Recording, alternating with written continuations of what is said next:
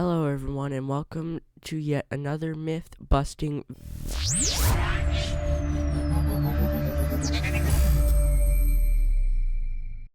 in this one we'll be discussing gravity. Why are we busting that? It's so stupid. Well, that is because many people wonder why things fall, like an apple or a ball, and many more. But how do we even know all this?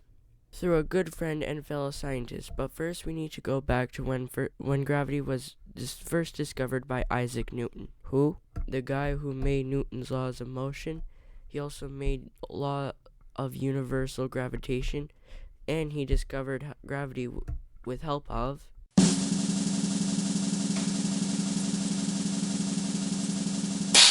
an apple. Yeah, I'm so confused. Well, here's a quick history lesson for you. Back in 1916, Isaac Newton was sitting under an apple tree. These formulas are very intriguing and very complicated.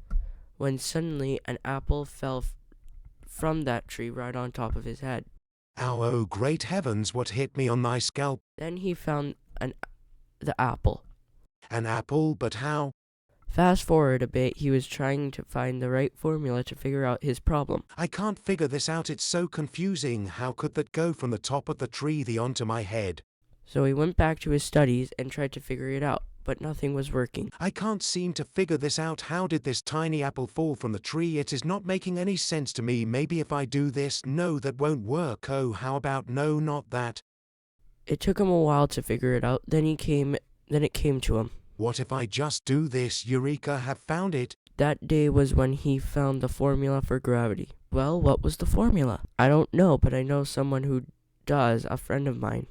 We're back with my friend here. Hi. So I have a question for you. What was the formula Newton used to discover gravity? F equals gm 1m 2 divided by r2. Huh? Well, the gravitational consist has a value of 6.6726 times 10 minus 11 m3 kg minus 1s minus 2.